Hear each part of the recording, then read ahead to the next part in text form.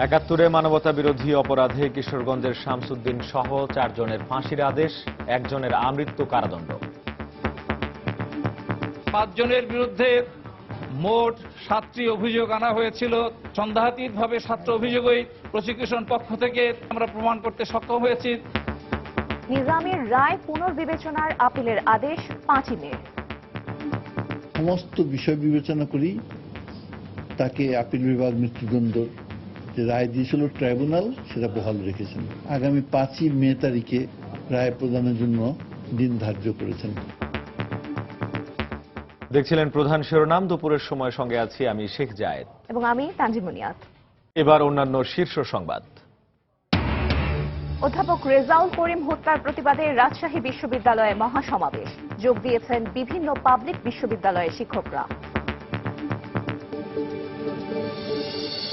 বড় ধরনের নাশকতার ক্ষেত্র প্রস্তুতের চেষ্টা চালাচ্ছে জঙ্গিরা, সামাজিক শৃঙ্খলা ভেঙে পড়ার আশঙ্কা। জঙ্গি দমনের সফলতার দাবি আইজিপির। পদ্মা সেতুতে রেল সংযোগ সহ 9টি উন্নয়ন প্রকল্প একনেকে অনুমোদন, ব্যয় ধরা হয়েছে ৩৫,০০০ কোটি টাকা। এলপি গ্যাসের সিলিন্ডার কিনতে গ্রাহককে গুনতে হচ্ছে সাধ্যের অতিরিক্ত টাকা। প্রয়োজন বাজার মনিটরিং, সরকার নীতিগতভাবে এগোচ্ছে জানালো মন্ত্রণালয়।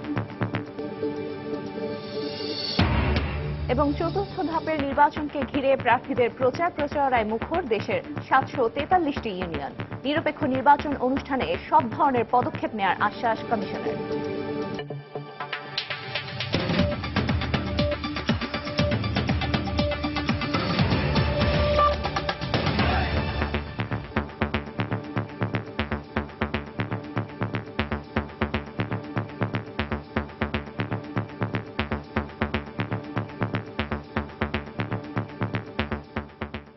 একাত্তরে মানবতা বিরোধী অপরাধের দায়ে কিশোরগঞ্জের শামসুদ্দিন আহমেদ সহ ৪ জনের ফাঁসির আদেশ দিয়েছেন আদালত। অপর আসামি আজহারকে আমৃত্যু কারাদণ্ডের আদেশ দেওয়া হয়েছে। বিচারপতি আনারুল হকের সমন্বয়ে গঠিত ৩ সদস্যের আন্তর্জাতিক অপরাধের ট্রাইব্যুনাল এই রায় দেন। কড়া নিরাপত্তার মধ্যে সকালে ট্রাইব্যুনালে আনা হয় মানবতা বিরোধী অপরাধে গ্রেফতারকৃত কিশোরগঞ্জের রাজাকার শামসুদ্দিনকে। মামলার অপর ৪ আসামি ছিলেন পলাতক। মামলায় সকলেরই বিরুদ্ধে ছিল হত্যা, অগ্নিসংযোগ ও নির্যাতনের মতো অপরাধ। মামলায় রাষ্ট্রপক্ষের আনা ৭টি অভিযোগের মধ্যে ১, ৩ ও ৪ নম্বর অভিযোগে ৫ রাজাকারকে আসামি করা হয়। এর মধ্যে হত্যা, অপহরণ ও অগ্নিসংযোগের ঘটনায় ৪ জনকে মৃত্যুদণ্ড এবং ১ জনকে আমৃত্যু কারাদণ্ড দেন আদালত। এছাড়া সব আসামিকেই বিভিন্ন মেয়াদে কারাদণ্ড দেওয়া হয়। এই মামলায় মোট ৪ জনকে মৃত্যুদণ্ড দেওয়া হয়েছে এবং ১ জনকে আমৃত্যু কারাদণ্ড দেওয়া হয়েছে। ইন্টারন্যাশনাল ওয়ার বলে আমাদের মহান মুক্তিযুদ্ধকে বলার মাধ্যমে আমরাই হচ্ছি প্রথম রাষ্ট্র বিশ্বের বুকে আন্তর্জাতিকভাবে যারা স্বীকৃতি লাভ করেছি রাইট অফ সেলফ ডিটারমিনেশনের মাধ্যমে। আমাদের এই যে উজ্জ্বল একটি ইতিহাস, সেই ইতিহাস এই রায়ের মাধ্যমে প্রকাশিত হয়েছে। তবে ন্যায় বিচার পাননি দাবি করে এ রায়ের বিরুদ্ধে আপিল করার কথা জানান আসামি পক্ষের আইনজীবী। রায়ে আমরা ক্ষুব্ধ হয়েছি এবং মনে করি আসামি শামসুদ্দিন ন্যায় বিচার পান নাই। তাকে রাজনৈতিক প্রতিহিংসা পরায়ণবশত প্রসিকিউশনের শিকারু সাক্ষীর মাধ্যমে আজকে সাজা প্রদান করা হয়েছে। আমরা এই রায় আমরা হাতে দেখে পর্যালোচনা করে তার আত্মীয় স্বজনের সঙ্গে আসামির সঙ্গে পরামর্শ করে তার পরবর্তী সিদ্ধান্ত আপনাদেরকে যথাসময়ে জানানো হবে। এই মামলাটি নিয়ে মানবতা বিরোধী অপরাধে 23টি মামলার নিষ্পত্তি হল, যাতে সাজা পেয়েছেন মোট ৩১ জন। খান মোহাম্মদ রুমেল, সময় সংবাদ, ঢাকা। একাত্তরে মানবতা বিরোধী অপরাধের দায়ে সর্বোচ্চ আদালতে মৃত্যুদণ্ডপ্রাপ্ত জামায়াত নেতা মতিউর রহমান নিজামীর রায় পুনর্বিবেচনার আপিলের আদেশ দেওয়া হবে আগামী 5ই মে। সকালে রিভিউ শুনানির পর প্রধান বিচারপতি এস.কে. সিনহার নেতৃত্বাধীন 4 সদস্যের আপিল বেঞ্চ এই দিন ধার্য করেন। অ্যাটর্নি জেনারেল আশা প্রকাশ করেছেন রায়ে ফাঁসির আদেশ বহাল থাকবে। তবে আসামি পক্ষের আশা নিজামী অভিযোগ থেকে খালাস পাবেন। মঙ্গলবার সকাল 9:30টায় জামায়াত নেতা মতিউর রহমান নিজামীর ফাঁসির রায় পুনর্বিবেচনার আবেদনের শুনানি শুরু হয়। চলে প্রায় 3 ঘন্টা। বিচারপতি এস.কে. সিনহার নেতৃত্বে 4 সদস্যের আপিল বেঞ্চে শুনানি শেষে বৃহস্পতিবার রায়ের দিন ধার্য করা হয়।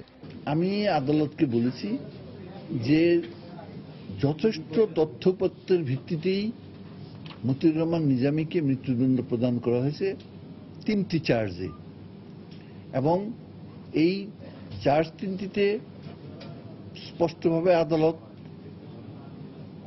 মৌখিক সাক্ষী, দালিলিক সাক্ষী সব বিবেচনা করেছেন, বিবেচনা করেই তারা ট্রাইব্যুনালের রায়টাকে বহাল রেখেছেন। সুতরাং এই রায়কে পুনর্বিবেচনা করার কোনো প্রয়োজন নাই এবং কোনো অবকাশও নাই। তবে নিজামী খালাস পাবেন বলে আশা প্রকাশ করেছেন তার আইনজীবীরা। এই ঘটনা যে সাক্ষীগুলা কোর্টের সামনে উপস্থাপন করা হয়েছে সেই সাক্ষীর বিবেচনায় এই আসামির ওই অভিযোগগুলি প্রমাণিত হয় না এবং সেই কারণেই সে এই অভিযোগ হইতে খালাস পাওয়ার যোগ্য। মুক্তিযুদ্ধের সময় বুদ্ধিজীবী হত্যা, ধর্ষণ ও পাবনায় গণহত্যার দায়ে 2014 সালের 29 অক্টোবর জামায়াতের এই নেতাকে মৃত্যুদণ্ড দেন ট্রাইব্যুনাল। মৃত্যুদণ্ড বহাল রেখে আপিল বিভাগের দেয়া রায় পুনর্বিবেচনার জন্য গত 29 মার্চ আবেদন করেন এই আলবদর নেতা। মুক্তিযুদ্ধ চলাকালে মানবতা বিরোধী অপরাধের দায়ে নিজামীর মৃত্যুদণ্ড বহাল রেখে গত 6 জানুয়ারি রায় ঘোষণা করেন আপিল বিভাগ। আতিকুর রহমান তামাল, সময় সংবাদ, ঢাকা। অপেক্ষাকৃত সহজ নিশানায় একের পর এক হামলা ও হত্যার মাধ্যমে নিজেদের সামর্থ্য জানান দেওয়ার পাশাপাশি বড় ধরনের নাশকতার ক্ষেত্র প্রস্তুত করতে চাইছে জঙ্গিরা। সাম্প্রতিক সময়ে দেশ জুড়ে হত্যা ও নাশকতার সম্পর্কে এমন মত দিয়ে নিরাপত্তা বিশ্লেষকরা বলছেন, দ্রুত এসব বন্ধ করতে না পারলে সামনে অপেক্ষা করছে কঠিন সময়। আর সমাজবিজ্ঞানীদের মতে এভাবে চলতে থাকলে দেখা দিতে পারে সামাজিক শৃঙ্খলা ভেঙে পড়ার আশঙ্কা। খান মোহাম্মদ রুমেলের রিপোর্ট। ধর্মীয় ও গোষ্ঠীগত সংখ্যালঘু এবং ভিন্ন মতাবলম্বীদের নিশানা করে একের পর এক আক্রমণ ও হত্যার মাধ্যমে দেশে ভীতিকর পরিবেশ তৈরি করতে তৎপর উগ্রবাদী সংগঠনগুলো, যার সবশেষ শিকার সমকামী অধিকার বিষয়ক পত্রিকার সম্পাদক জুলহাজ মান্নান ও নাট্যকর্মী মাহবুব রাব্বি তনয় এবং টাঙ্গাইলের দর্জি নিখিল চন্দ্র। আইনশৃঙ্খলা রক্ষা বাহিনীর হিসেব মতে গেল 14 মাসে দেশে কমপক্ষে 34টি নাশকতার ঘটনা ঘটেছে, যাতে নিহত হয়েছেন 35 জন, আহতের সংখ্যা 129। জঙ্গিবাদ পর্যবেক্ষণকারী সংস্থা সাইট ইন্টেলিজেন্স গ্রুপের মাধ্যমে এসব ঘটনার অন্তত 15টির দায় স্বীকার করেছে মধ্যপ্রাচ্য ভিত্তিক জঙ্গি সংগঠন আইএস। 8টির দায় স্বীকার করেছে আল কায়েদার ভারতীয় উপমহাদেশ AQIS এর কথিত বাংলাদেশ শাখা আনসার আল ইসলাম। বরাবরই আইনশৃঙ্খলা রক্ষা বাহিনী দাবি করেছে আইএস এর নামে জেএমবি এবং আনসার আল ইসলামের নামে আনসারুল্লাহ বাংলা টিম এসব হত্যাকাণ্ড ঘটাচ্ছে। তবে বিশ্লেষকদের মতে সুদূর প্রসারী পরিকল্পনা নিয়ে এসব ঘটানো হচ্ছে। ঘটনাগুলো যারা ঘটাচ্ছে তাদের সুনির্দিষ্ট যেমন ইমিডিয়েট লক্ষ্য আছে, সুদূর প্রসারী লক্ষ্য আছে। যে কোনো একটা রাষ্ট্রের তার কিন্তু প্রথম কাজ হচ্ছে জনগণের, রাষ্ট্রে যারা বাস করে প্রজা, তার জানমালের নিরাপত্তা বিধান করা।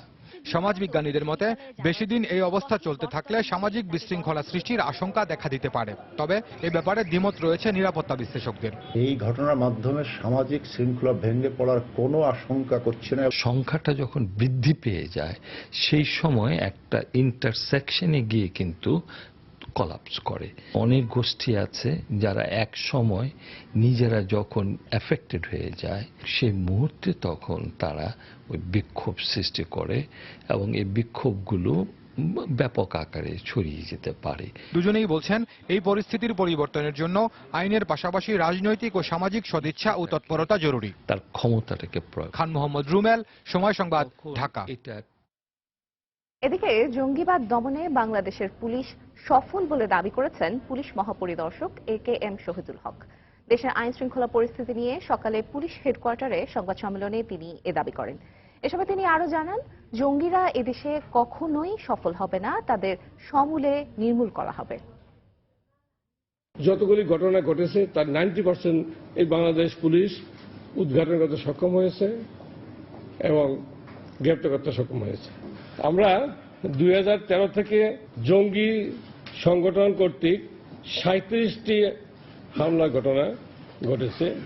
এই 37টি ঘটনার মধ্যে আমরা 34টি ঘটনার রহস্য উদ্ঘাটন করতে সক্ষম হয়েছি। বাংলাদেশ পুলিশের কোনো ব্যর্থতা এখানে নেই।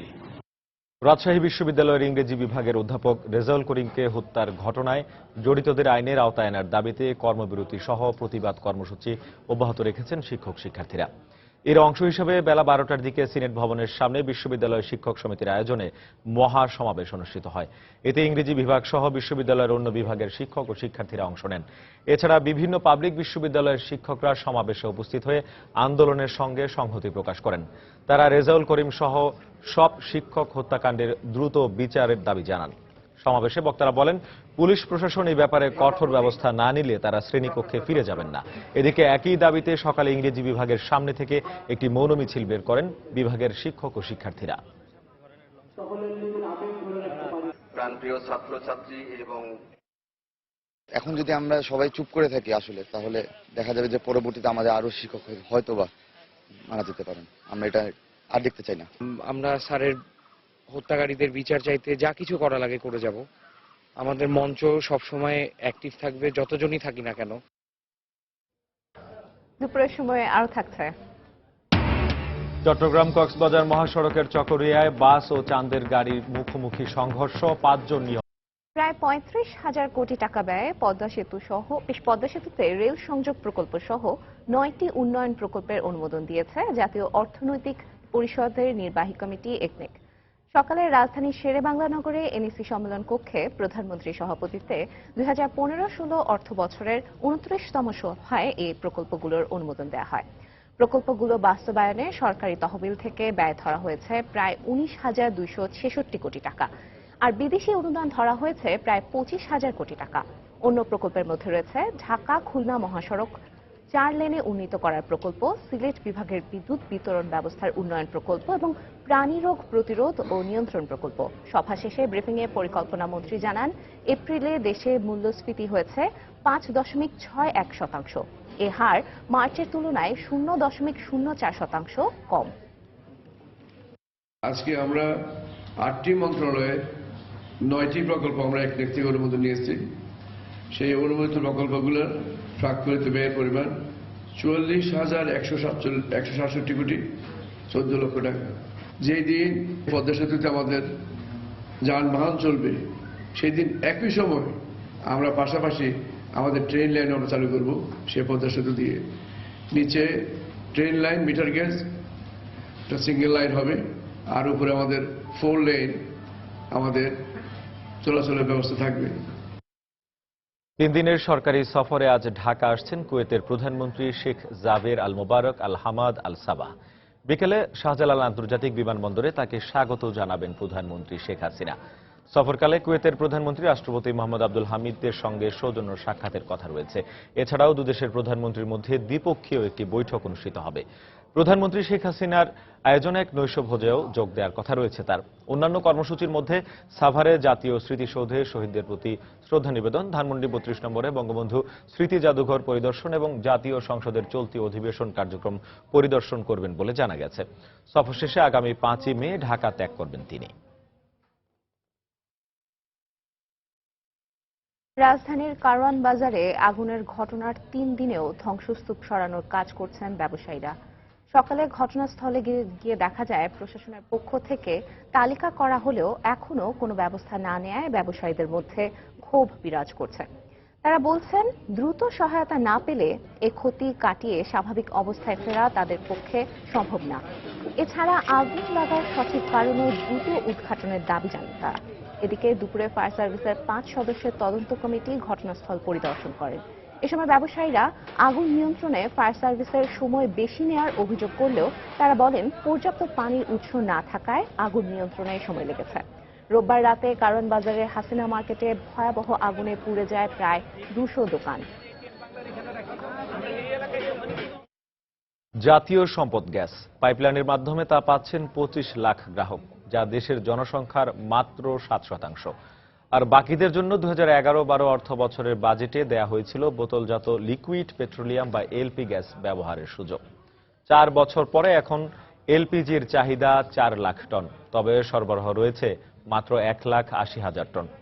এ কারণে এলপি গ্যাসের জন্য গ্রাহককে গুনতে হচ্ছে সাধ্যের অতিরিক্ত দাম। শাতিলা শারমিনের রিপোর্ট, ক্যামেরায় ছিলেন ওমর ফারুক। সাংসারিক খরচের নিত্য তালিকার একটি বড় অংশই ব্যয় হয় জ্বালানি চাহিদা মেটাতে।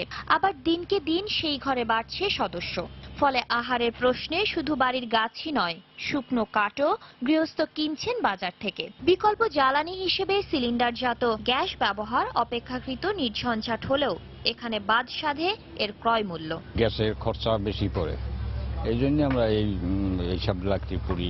900 টাকায় কিনাই না 950 বিক্রি করি। 6 সদস্যের একটি মধ্যবিত্ত সংসারে যেখানে প্রতি মাসে জ্বালানি কাঠের ব্যয় দাঁড়ায় 800 টাকা, এলপি গ্যাসে সেই অঙ্ক ছাড়িয়ে যায় 2000-এর ঘর। অন্যদিকে পাইপলাইনের গ্যাসে মাত্র 650 টাকায় চাহিদা পূরণ করেন দেশের সবচেয়ে অগ্রসর জনগোষ্ঠী।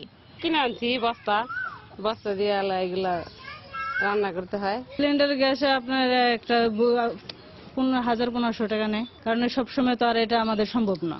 এই গ্যাসগুলি আমাদের ফ্যামিলি থেকে 15 দিন যায়।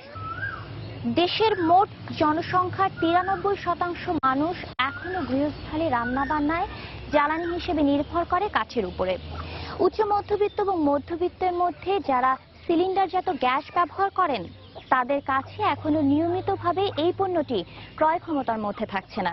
এর জন্য প্রয়োজন বাজার মনিটরিং এর।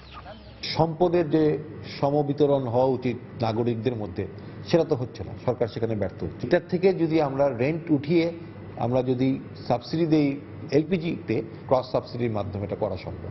বিতরণ সংশ্লিষ্টরা স্বীকার করছেন 200 টাকা পর্যন্ত বেশি দামে বিক্রির বিষয়টি। আবার আমদানিকারকদের অজুহাত একেবারেই ভিন্ন। 12 কেজি সিলিন্ডারের দাম 1650 টাকা থেকে 1700 টাকা এরকম, শুধু সিলিন্ডার। তার সাথে রিফিল 950 টাকা, প্রায় 2800-2900 টাকার মতো পড়ে যায়। পাইপলাইন গ্যাসটা অনেক সস্তা দেওয়া হচ্ছে, এই জন্য মনে হচ্ছে এটা 3 গুণ। আসলে পাইপলাইন গ্যাসটা যেটা আমাদের আন্তর্জাতিক কোনো স্ট্যান্ডার্ডের সাথে না, এটা অনেক ভর্তুকি দিয়ে অল্প কিছু জনগণকে সুবিধাটা সরকার দিচ্ছে। এদিকে সিলিন্ডারের বাজারে স্থিতি অবস্থা আনতে সরকারও নীতিগতভাবে এগোচ্ছে বলে জানিয়েছে মন্ত্রণালয়। কিভাবে আমরা মূল্য নির্ধারণ রাখবো, কিভাবে রেগুলেট করবে, কে রেগুলেট করবে, সিলিন্ডারগুলি রেগুলেট করবে কে, এবং এই সিলিন্ডারগুলো মার্কেটিং করব কিভাবে।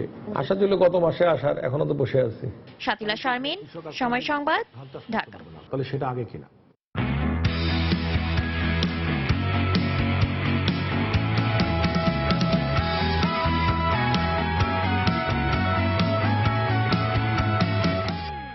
আইপিএল এর খবর।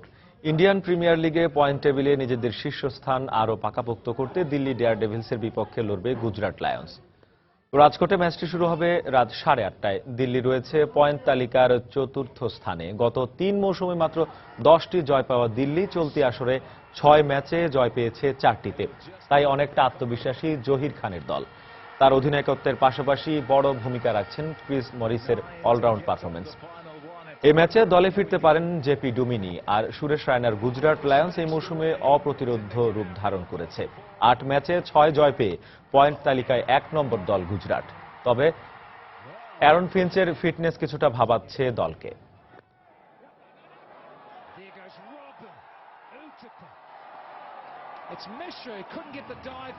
চতুর্থ ধাপের ইউপি নির্বাচনকে ঘিরে প্রার্থীদের প্রচারণায় মুখর দেশের 743টি ইউনিয়ন। এসব এলাকায় সরকার দলীয় প্রার্থীরা ফুরফুরে মেজাজে থাকলেও সুষ্ঠু নির্বাচন নিয়ে শঙ্কিত বিএনপি ও স্বতন্ত্র প্রার্থীরা। তবে নিরপেক্ষ নির্বাচন অনুষ্ঠানে সব ধরনের পদক্ষেপ নেওয়ার আশ্বাস নির্বাচন সংশ্লিষ্ট কর্মকর্তাদের। জেলা প্রতিনিধিদের পাঠানো তথ্য ও ছবি নিয়ে ডেস্ক রিপোর্ট।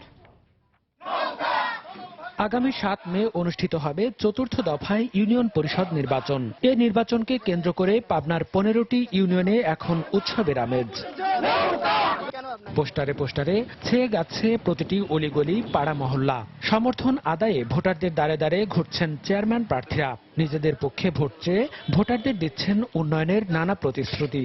স্বাস্থ্য খাত, তারপর রাস্তাঘাট, কালভার্ট, মানুষের সর্বপ্রকার উন্নয়নের কাজ আমি ইনশাআল্লাহ করে দেব। জনগণের এত ভালোবাসা আমি পেয়েছি যে জনগণ আমাকে ভোটে জয়যুক্ত করবে, এটা আমি আশা রাখি। নিঃস্বার্থ সমাজকর্মী। এদিকে ঢাকার নবাবগঞ্জ উপজেলার 14টি ইউনিয়ন পরিষদ নির্বাচনের প্রার্থীরাও নাওয়া খাওয়া বাদ দিয়ে ভোটারদের দ্বারে দ্বারে যাচ্ছেন। ভোটারদের মন জয়ে ভোট চেয়ে দিচ্ছেন নানা প্রতিশ্রুতি। তবে প্রতিশ্রুতির ফুলঝুরি নয়, সৎ ও যোগ্য প্রার্থীকেই নির্বাচিত করার কথা জানান ভোটাররা। জনগণের সার্বিক উন্নয়নের জন্য যে প্রার্থী এবং যারা কাজ করবেন ওনাদের পক্ষে আমাদের জনগণের স্বতঃস্ফূর্ত সমর্থন থাকবে। জনগণের সেবা করবে, গরিব ও মেহনতি মানুষের পাশে আসবে, তাকে সবসময় ভোট দিব। সরকার দলীয় প্রার্থীরা জয় নিয়ে আত্মবিশ্বাসী হলেও নানা শঙ্কা বিএনপি ও স্বতন্ত্র প্রার্থীদের। তবে নির্বাচন কর্মকর্তা জানালেন নিরপেক্ষ নির্বাচন অনুষ্ঠানে তারা বদ্ধপরিকর। 5 বছর কাজ করছি, এটা জনগণ খুব ভালো করে জানে। সরকার দলীয় প্রার্থীরা আগে ভাগে জনগণদের ভয় দেখাচ্ছে যে তারা সেন্টার দখল করে নিচ্ছে। আমি সবাইকে আশ্বস্ত করতে চাই যে আগামী 7 তারিখে নির্বাচন ফ্রি এবং ফেয়ার হবে। এই ক্ষেত্রে কোনো ধরনের কম্প্রোমাইজ নেই, প্রশাসন জিরো টলারেন্স নেই। এছাড়া রাজবাড়ী ও কিশোরগঞ্জ সহ দেশের বিভিন্ন স্থানের ইউনিয়নে চলছে শেষ মুহূর্তের প্রচারণা। মনিরুজ্জামান প্রান্ত, সময় সংবাদ। এদিকে চট্টগ্রামের রাউজানে ইউনিয়ন পরিষদ নির্বাচনের আগেই ভিন্ন কৌশলে বড় ধরনের জয় তুলে নিয়েছে ক্ষমতাসীন আওয়ামী লীগ। এখানকার 14টি ইউনিয়নের মধ্যে 11টিতেই বিএনপি প্রার্থীর প্রস্তাবক এবং সমর্থক বিগড়ে যাওয়ায় আওয়ামী লীগের প্রার্থীরা বিনা প্রতিদ্বন্দ্বিতায় নির্বাচিত হয়েছেন। আর বিএনপির অভিযোগ, জোর করে এসব প্রার্থীকে নির্বাচন থেকে সরিয়ে দেওয়া হয়েছে। তবে পাশের হাটহাজারী উপজেলার 14টি ইউনিয়নে শেষ মুহূর্তে এসে জোরে সোরে চলছে নির্বাচনী প্রচারণা। বিস্তারিত জানাচ্ছেন কমল দে। চতুর্থ দফার ইউনিয়ন পরিষদ নির্বাচনে উত্তর চট্টগ্রামের 2টি উপজেলা হাটহাজারী এবং রাউজানের মোট 28টি ইউনিয়নে নির্বাচন হওয়ার কথা, কিন্তু এর মধ্যে রাউজান উপজেলার 14টি ইউনিয়নের মধ্যে 11টিতে চেয়ারম্যান পদে জয় নিশ্চিত করেছে আওয়ামী লীগের প্রার্থীরা। শেষ মুহূর্তে এসে 9টি চেয়ারম্যান পদে বিএনপির প্রার্থীদের মনোনয়নপত্রের প্রস্তাবক এবং সমর্থক হিসেবে স্বাক্ষরকারীরাই বিগড়ে যায়, আর 2টিতে প্রার্থীরা নিজেরাই মনোনয়নপত্র প্রত্যাহার করে নেয়। নমিনেশন ফোনের প্রস্তাব এবং সমর্থকরা এসে সউদ্যোগে সংশ্লিষ্ট রিটার্নিং অফিসারকে লিখিতভাবে জানিয়েছেন যে তারা তাদের প্রস্তাব এবং সমর্থক নয়। এমনকি তাদের স্বাক্ষর মিলানোর পরে দেখা গেছে যে প্রদত্ত স্বাক্ষরের সাথে তাদের স্বাক্ষরের মিল পাওয়া যায়নি। সেসব ক্ষেত্রে রিটার্নিংরা তাদের নমিনেশন বাতিল করেছেন। প্রার্থী না থাকায় রাউজানের নির্বাচনে তেমন কোনো আমেজ নেই বললে চলে, আর জোর করে তাদের প্রার্থীদের নির্বাচন থেকে সরিয়ে দেওয়া হয়েছে বলে বিএনপি অভিযোগ করলো। আওয়ামী লীগের দাবি ভিন্ন। প্রস্তাবক এবং সমর্থক এই দুজনকে জোর করে নিয়ে গিয়ে রিটার্নিং অফিসের সামনে নিয়ে আমরা প্রত্যাহার করে নিলাম। আমি বুঝে উঠতে পারতেছি না, নির্বাচন নামে শুধু পয়সন না, এটা কি হচ্ছে? এরা নিজেরাই তো এসে বলছে যে এই সিগনেচার আমার নয়, এটা তো জোর করে বলার তো কিছু নেই। রাউজানের পার্শ্ববর্তী হাটহাজারী চিত্র অবশ্য অন্যরকম। এখানে রাস্তার উপর গাছের ডালে ঝুলছে প্রার্থীদের পোস্টার এবং প্রতীক, সে সাথে শোভা পাচ্ছে নির্বাচনী প্রচারণার ক্যাম্প। প্রখর রোদ উপেক্ষা করে চলছে প্রার্থীদের প্রচারণা। এখানকার 14টি ইউনিয়নে চেয়ারম্যান পদে 79 জন, সাধারণ সদস্য পদে 528 জন এবং সংরক্ষিত সদস্য পদে 107 জন লড়ছেন।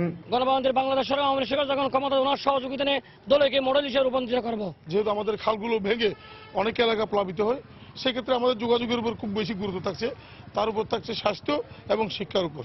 অবশ্য এর আগে 3 দফার নির্বাচনে 4টি উপজেলা নিরঙ্কুশ জয় পায় আওয়ামী লীগের প্রার্থীরা। কমল দে, সময় সংবাদ, চট্টগ্রাম। বিএনপি চেয়ারপারসন বেগম খালেদা জিয়া সম্পর্কে প্রধানমন্ত্রীর তথ্য প্রযুক্তি উপদেষ্টা সজীব ওয়াজেদ জয়ের বক্তব্যকে অশোভন বলে মন্তব্য করেছেন বিএনপি নেতারা। তারা বলেছেন, সরকার আইন শৃঙ্খলা রক্ষাকারী বাহিনীর আইনি অস্ত্রের বেআইনি প্রয়োগ করছে। আওয়ামী লীগের সংস্কৃতির যে মিথ্যা, আওয়ামী লীগ সংস্কৃতিতে যে অন্যকে অপমান করা, এই জিনিসগুলোই আমাদের এই ভাগনা সবকিছুই রপ্ত করেছে। প্রেস কাউন্সিলের মাধ্যমে সংবাদপত্রকে সংকুচিত করার জন্য, সংবাদপত্রের গলা টিপে ধরার জন্য তারা আইন প্রণয়ন করতে যাচ্ছে। বন্ধুরা আমার, এটি হলে পরে আর গণতন্ত্র নামক শব্দটি চিরদিনের জন্য বিলীন হয়ে যাবে। আইনি অস্ত্র নিয়ে সেই অস্ত্রের বেআইনি প্রয়োগ করে। আইনি অস্ত্র দিয়ে তো যা খুশি করা যায় না, কিন্তু আমাদের এখন এই সরকারের যে আইনের বাহিনী, তারা আইনি অস্ত্রের বেআইনি প্রয়োগ করতেছে। আজকে আমরা দেখছি বিভিন্ন বাহিনীর হাতে লোক খুন হচ্ছে। দুপুরের সময় আরো থাকছে। ফেনীর সোনাগাজী ও চট্টগ্রামের মিরসরাইয়ের চরাঞ্চলে গড়ে উঠছে দেশের সবচেয়ে বড় অর্থনৈতিক অঞ্চল। পূর্ণাঙ্গ রূপ নিলে কর্মক্ষেত্র হবে 10 লাখেরও বেশি মানুষের। ডিপ্লোমা কৃষিবিদদের 2য় শ্রেণীর মর্যাদা ও শিক্ষার্থীদের বিশ্ববিদ্যালয়ে ভর্তির অনুমতি সহ 4 দফার দাবিতে মানববন্ধন ও সমাবেশ করেছে কৃষি প্রশিক্ষণ ইনস্টিটিউটের শিক্ষার্থীরা। সকালে সিলেট কেন্দ্রীয় শহীদ মিনারে অবস্থান নেন শিক্ষার্থীরা, পরে সেখানে সমাবেশ ও মানববন্ধন করেন তারা। দুপুর 12:30 পর্যন্ত চলা এই কর্মসূচিতে বক্তারা অবিলম্বে দাবি মেনে নেওয়ার জন্য সরকারের প্রতি আহ্বান জানান। অন্যথায় ক্লাস পরীক্ষা বর্জন সহ আরো কঠোর আন্দোলনের হুঁশিয়ারি দেন তারা।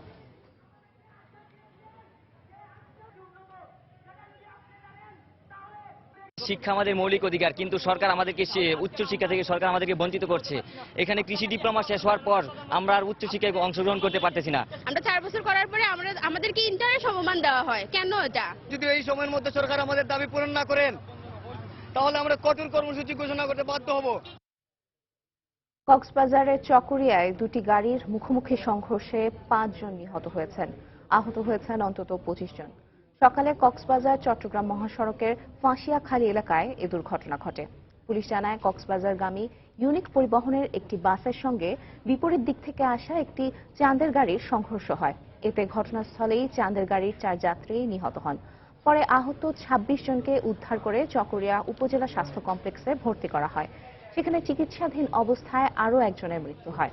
এখনও নিহতদের পরিচয় জানাতে পারেনি পুলিশ। নাটোরে এক যুবলীগ কর্মীকে কুপিয়ে হত্যা করেছে দুর্বৃত্তরা। এ ঘটনায় 4 জনকে আটক করেছে পুলিশ। গত রাতে সদর উপজেলার ইয়াসিনপুর রেল স্টেশন এলাকায় এই ঘটনা ঘটে। পুলিশ ও নিহতদের স্বজনরা জানান, রাতে ওই এলাকায় রেল স্টেশনের পাশে নিজের পুকুর দেখতে যান যুবলীগ কর্মী আব্দুর রাজ্জাক।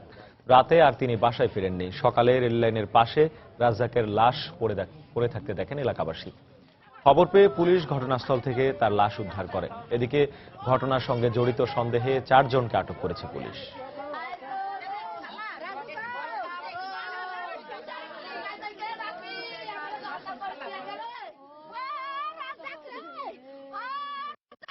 চার 5টা পুকুর আছে, নার্সারি আছে, সে অনেকটা গালি অনেক সময় এটি ঘোরা আসে, কে বা কারা এটি তাকে মারি ফেলাই দিয়ে রায়নের ধারে। সম্ভবত এখান থেকে মারি তাকে ওখানে কে বা কারা রাখছে এটা তো জানি না, তবে এলাকায় যে ঘটনায় এরকম ঘটনাগুলো ঘটে, এই ঘটনাগুলো পরবর্তীতে না ঘটে সেক্ষেত্রে আমরা এলাকাবাসী হিসেবে শান্তি হোক, এই জিনিসটাই সরকারের কাছে আমরা দাবি।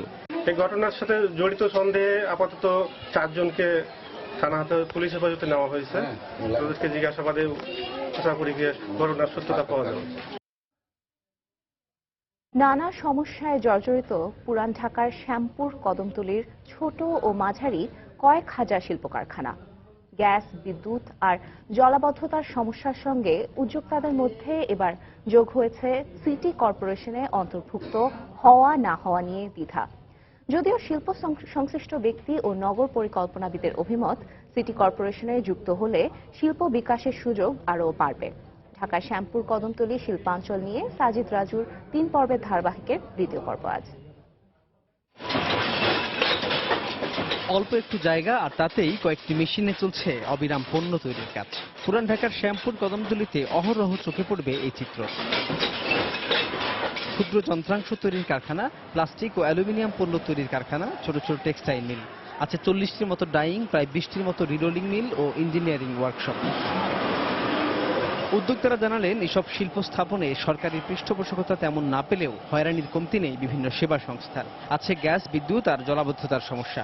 সিটি কর্পোরেশনে অন্তর্ভুক্ত হলে কি হবে তা নিয়েও আছে মিশ্র প্রতিক্রিয়া। আমরা হয়রানির শিকার বিভিন্ন জায়গায়। বিদ্যুতের লোড বাড়িতে যাবো, লোড নাই, বাড়াতে যাব না। পানির লাইনটা যদি সরকার একটু নজর দেয় তাহলে মনে হয় এলাকার লোকগুলি পানিতে ডুবতো না। আমাদের ট্যাক্স ব্যাগটা বেশি বেড়ে যাবে। এখানে ওই যে 10,000, 15,000, 20,000 টাকা দিয়ে অ্যাপার্টমেন্টে থাকাটা অনেকের পক্ষে দুষ্কর হয়ে যাবে। তবে নগর পরিকল্পনাবিদ ও শিল্প উদ্যোক্তারা বলছেন, কর্পোরেশনে অন্তর্ভুক্ত হলে নতুন দুয়ার খোলার সম্ভাবনা আছে এসব প্রতিষ্ঠানের। স্পেশাল ইকোনমিক জোনের আদলে যদি এই জায়গাটাকে যদি পরিকল্পিতভাবে ডেভেলপ করা যায়, সেখানে যদি সেন্ট্রাল ইটিপি করা যায়, গ্যাস বিদ্যুতের সরবরাহ নিশ্চিত করা যায়, তাহলে কিন্তু এখানে কিন্তু অনেক ভালো ভালো বড় বড় ইন্ডাস্ট্রি কিন্তু গড়ে উঠতে পারে। কর্মসংস্থানের দিক থেকে এই সুযোগ হেলায় ফেলে দেওয়ার কোনো সুযোগ নাই। আমি এই প্রসঙ্গে ডিটেল এরিয়া প্ল্যান বা ড্যাপের শরণাপন্ন হওয়াটাকে গুরুত্বপূর্ণ মনে করি এবং এর কার্যকর পরিধি বিস্তারিত করে এটিকে যুগোপযোগী করা বা যুগোপযোগী ব্যবহার নিশ্চিত করা জরুরি দরকার। তারা আরও বলছেন, সরকারকে নিতে হবে এসব বাস্তবায়নের উদ্যোগ। গেল শতকে গড়ে তোলা বেশ কিছু বড় শিল্প কারখানা বন্ধ হলেও এই এলাকার শিল্প বান্ধব চরিত্রের কোনো পরিবর্তন হয়নি। বরং যুগের চাহিদা অনুযায়ী শিল্প উদ্যোক্তারা নিজেরাই গড়ে তুলেছেন ক্ষুদ্র ও মাঝারি শিল্প। তাদের প্রত্যাশা, গ্যাস, বিদ্যুৎ ও জলাবদ্ধতার সমস্যার সমাধান করে সরকার নিজে থেকেই এসব শিল্প বিকাশের সুযোগ করে দেবে। সাজিদ রাজু, সময় সংবাদ, ঢাকা। সমুদ্র উপকূলীয় ফেনীর সোনাগাজী ও চট্টগ্রামের মিরসরাইয়ের চরাঞ্চলে গড়ে উঠছে সম্ভাবনার বাংলাদেশ। সেখানে পর্যায়ক্রমে নির্মাণ কাজ শুরু হয়েছে প্রায় ৩৫,০০০ একর জমির ওপর দেশের সবচেয়ে বড় অর্থনৈতিক অঞ্চল। সংশ্লিষ্টরা বলছেন, এই অর্থনৈতিক অঞ্চল পূর্ণাঙ্গ রূপ নিলে কর্মক্ষেত্র সৃষ্টি হবে 10 লাখেরও বেশি মানুষের। রিপোর্ট বখতিয়ার মুন্নার, ক্যামেরায় ছিলেন জুলহাস তালুকদার।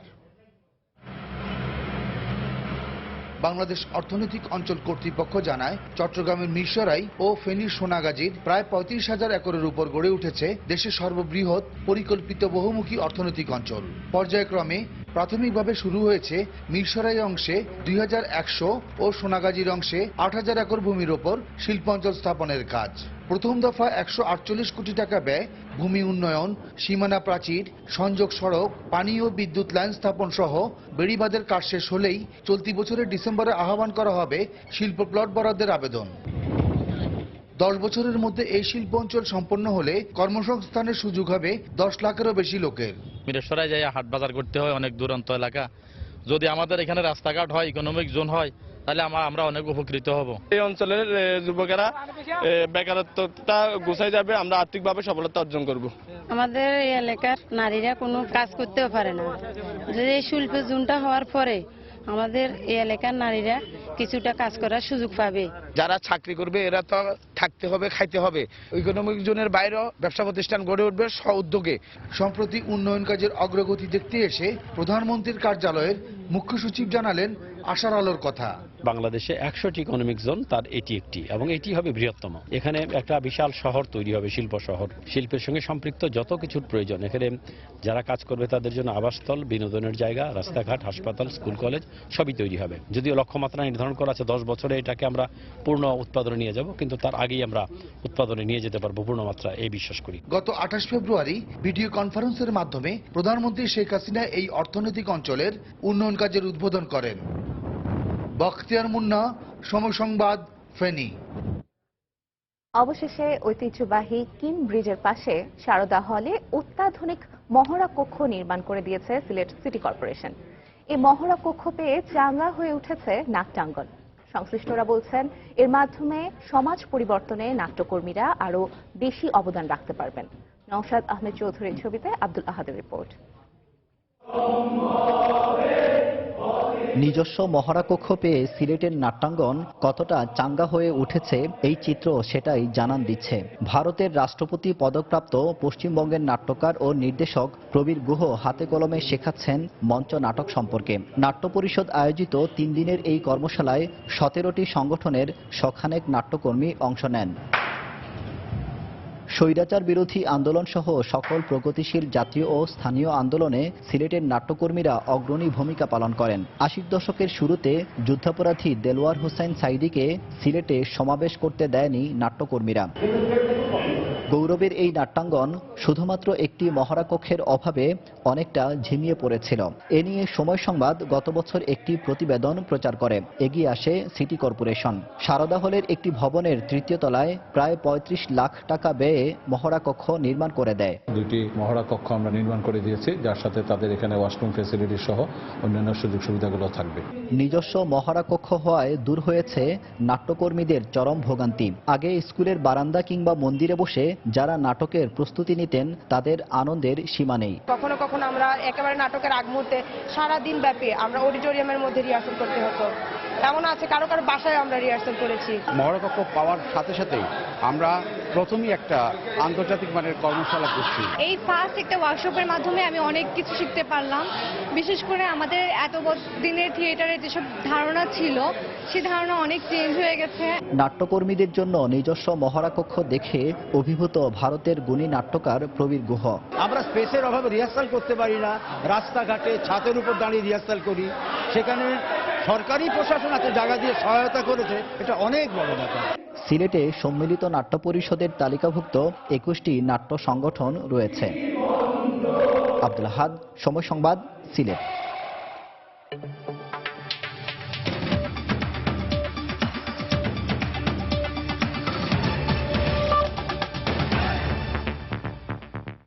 সিরিয়া পরিস্থিতি নিয়ন্ত্রণের বাইরে উল্লেখ করে দেশটিতে যুদ্ধবিরতি কার্যকরের লক্ষ্যে সব পক্ষের প্রতি আবারও আহ্বান জানিয়েছেন মার্কিন পররাষ্ট্রমন্ত্রী জন কেরি।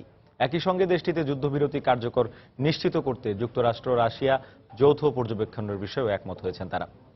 যুদ্ধবিরতি লঙ্ঘনের জন্য আসাদ সরকারি দায়ী উল্লেখ করে তা মেনে চলতে সিরীয় সরকারের প্রতি আহ্বান জানিয়েছে হোয়াইট হাউস। এদিকে সিরিয়ার চলমান সংকট নিরসনে নতুন করে শান্তি আলোচনার উদ্যোগ নেওয়ার আহ্বান জানিয়েছেন ব্রিটিশ পররাষ্ট্রমন্ত্রী ফিলিপ হ্যামন্ড। সিরিয়ায় উত্তরাঞ্চলীয় আলেপ্পো সহ আরো বেশ কয়েকটি অঞ্চলে গত কয়েকদিন ধরে সরকার ও বিরোধী পক্ষের মধ্যে চলা সংঘর্ষ বন্ধে করণীয় ঠিক করতে সোমবার জেনেভায় জাতিসংঘ ও আরব দেশগুলোর প্রতিনিধিদের সঙ্গে বৈঠক করেন মার্কিন পররাষ্ট্রমন্ত্রী জন কেরি।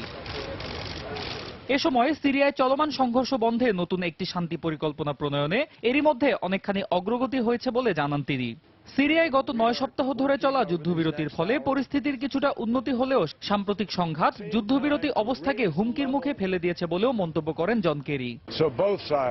সিরিয়ায় সাম্প্রতিক সংঘাতের জন্য সরকার ও বিরোধী পক্ষ উভয় দায়ী, আর তাই আমরা এই মুহূর্তে যুদ্ধবিরতি পুনরায় কার্যকর করতে জোর চেষ্টা চালিয়ে যাচ্ছি। একই সঙ্গে যুদ্ধবিরতি কার্যকরে সব পক্ষের জবাবদিহিতাও নিশ্চিত করা হবে। দেশটিতে সাম্প্রতিক এই পরিস্থিতির জন্য আসাদ সরকারকেই দায়ী করেছে হোয়াইট হাউস। একই সঙ্গে যুদ্ধবিরতির শর্তগুলো মেনে চলতেও সিরীয় সরকারের প্রতি আহ্বান জানানো হয়। সিরিয়ায় গত কয়েক সপ্তাহ ধরে যুদ্ধবিরতি ভেঙে পড়ার উপক্রম হয়েছে। মার্কিন সেনাদের প্রধান লক্ষ্য আইএসকে ধ্বংস করা হলেও দেশটিতে শান্তি প্রতিষ্ঠায় বিভিন্ন দেশের সেনারা একটি জোট হয়ে কাজ করছে। তবে এটা ঠিক, যুদ্ধবিরতি কার্যকরে উভয় পক্ষকে আরো আন্তরিক হতে হবে। যুক্তরাষ্ট্রের একার পক্ষে তা সম্ভব নয়। এদিকে সিরিয়ায় চলমান সংকট নিরসনে সব পক্ষের অংশগ্রহণে নতুন করে শান্তি আলোচনার উদ্যোগ নেওয়ার আহ্বান জানিয়েছেন ব্রিটিশ পররাষ্ট্রমন্ত্রী ফিলিপ হ্যামন্ড। এছাড়াও শান্তি আলোচনা পুনরায় শুরুর বিষয়ে আশাবাদ ব্যক্ত করেছেন সৌদি পররাষ্ট্রমন্ত্রী আদেল আল জুবায়েরও। অন্যয় কর্মকার, সময় সংবাদ।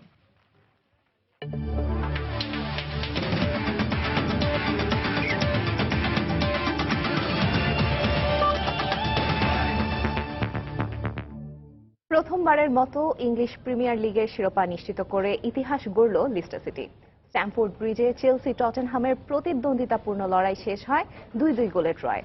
স্পার্সরা প্রথমার্ধে 2-0 গোলে এগিয়ে থাকলেও শেষ পর্যন্ত সমতায় শেষ হয় খেলা। আর এই ফলাফলে যেন রূপকথা সত্যি হয়ে দেখা দিল লিস্টার সিটির জন্য। তারা প্রহর গুনছিল স্পার্সদের পা হড়কানোর। মাঠে না নামলেও ম্যাচটা যে লিস্টার সিটির তা বলাই বাহুল্য। নিজেদের শিরোপা স্বপ্নের ক্ষীণতম আশা টিকিয়ে রাখতে টটেনহাম শুরু থেকে ছিল দৃঢ় প্রতিজ্ঞ। প্রথমার্ধে মনে হচ্ছিল আজও মীমাংসা হচ্ছে না লিস্টার রূপকথার। বিরতি থেকে ফেরার 8 মিনিটের মাথায় ডিবক্সের ভেতরের জটলা থেকে গোল দিয়ে ব্যবধান কমান গ্যারি কেহেল।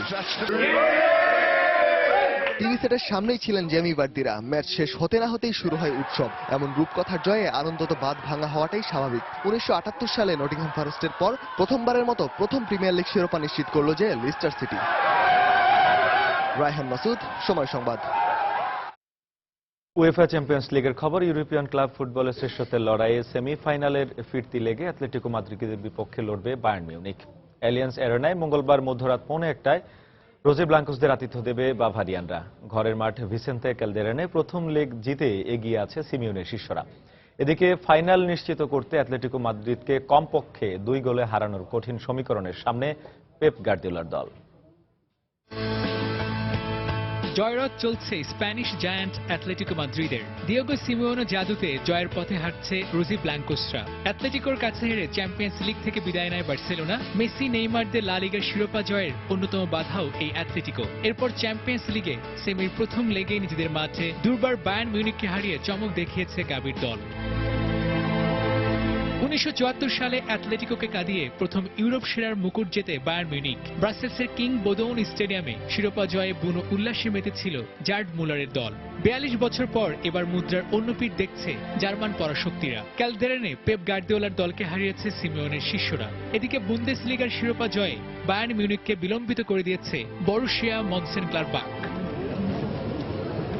অ্যালিয়ান্স অ্যারেনায় দর্শক সমর্থনে এগিয়ে থেকে মাঠে নামবে বায়ার্ন। আক্রমণে নেতৃত্ব দেবেন রবার্ট লেভানডোভস্কি এবং থমাস মুলার। তবে বাভারিয়ানদের বড় দুশ্চিন্তার নাম 2 প্রাণ ভ্রমরার injury. Dutch winger Arjen Robben রয়েছেন দলের বাইরে। আরেক অ্যাটাকিং মিডফিল্ডার ফ্রাঙ্ক রিবেরি এখনো শঙ্কামুক্ত নয়। তাই ঝঞ্ঝা বিক্ষুব্ধ দল নেই অ্যাটলেটিকোর মুখোমুখি হবে ফিলিপ লামের দল। এদিকে অ্যাটলেটিকো মাদ্রিদের বড় শক্তি প্রথম লেগের জয়। ডিয়েগো গডিন, ফিলিপ লুইস এবং হুয়ান ফ্রান নিয়ে অভেদ্য রক্ষণ দুর্গ দিচ্ছে বাড়তি প্রেরণা। প্রথম লেগে গোল পাওয়া স্প্যানিশ মিডফিল্ডার সাউলো গড়ে দিতে পারেন ব্যবধান। আর গোলপোস্টে অতন্দ্র প্রহরী হিসেবে থাকছেন 23 বছর বয়সী স্লোভেনিয়ান গোলকিপার জ্যান অবলাক। তাই লড়াইটা জমবে সুইপার ম্যানুয়েল নয়ার বনাম রেকর্ড 16 মিলিয়ন ইউরোতে মাদ্রিদে নাম লেখানো অবলাকের। তাই বলাই যায় নতুন চ্যালেঞ্জের মুখে পেপ গার্দিওলা। নতুন মৌসুমে সিটিতে উড়াল দেবার আগে বায়ার্নে শেষটা রাঙিয়ে নিতে চাইবেন এই হাই প্রোফাইল কোচ। অন্যদিকে অধরা চ্যাম্পিয়ন্স ট্রফির শিরোপা উঁচিয়ে ধরতে চাইবে দিয়েগো সিমিওনে। তাই জমজমাট এক দৌড় দেখার অপেক্ষায় ফুটবল বিশ্ব। রাহিদ রনি, সময় সংবাদ। দুপুরের সময়ে এই পর্যায়ে শীর্ষ সংবাদ জানিয়ে দিচ্ছি আরেকবার। ৭১ মানবতা বিরোধী অপরাধে কিশোরগঞ্জের শামসুদ্দিন সহ 4 জনের ফাঁসির আদেশ, 1 জনের আমৃত্যু কারাদণ্ড। নিজামীর রায় পুনর্বিবেচনার আপিলের আদেশ 5ই মে। অধ্যাপক রেজাউল করিম হত্যার প্রতিবাদে রাজশাহী বিশ্ববিদ্যালয়ে মহাসমাবেশ, যোগ দিয়েছেন বিভিন্ন পাবলিক বিশ্ববিদ্যালয়ের শিক্ষকরা। বড় ধরনের নাশকতার ক্ষেত্র প্রস্তুতের চেষ্টা চালাচ্ছে জঙ্গিরা, সামাজিক শৃঙ্খলা ভেঙে পড়ার আশঙ্কা। জঙ্গি দমনের সফলতার দাবি আইজিপির। পদ্মা সেতুতে রেল সংযোগ সহ 9টি উন্নয়ন প্রকল্প এখনেকে অনুমোদন, ব্যয় ধরা হয়েছে 44,000 কোটি টাকা। এবং এলপি গ্যাসের সিলিন্ডার কিনতে গ্রাহককে গুনতে হচ্ছে সাধ্যের অতিরিক্ত টাকা। প্রয়োজন বাজার মনিটরিং, সরকার নীতিগতভাবে এগোচ্ছে জানালো মন্ত্রণালয়। এই ছিল দুপুরের সময়। যে কোনো খবর পেতে ভিজিট করুন সময়নিউজ.টিভি আর সঙ্গে থাকুন সময়।